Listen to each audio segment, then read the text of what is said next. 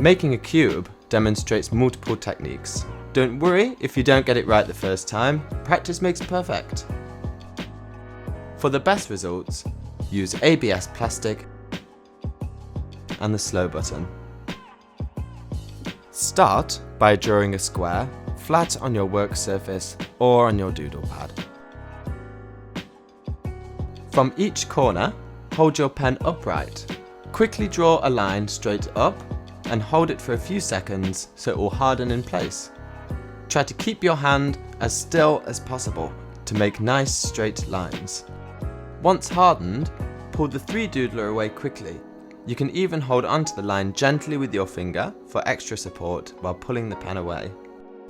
Once you have the lines for the 4 corners, start at one of them and connect from corner to corner. Try to move quickly to keep the line straight. And there you have it, your first 3D cube.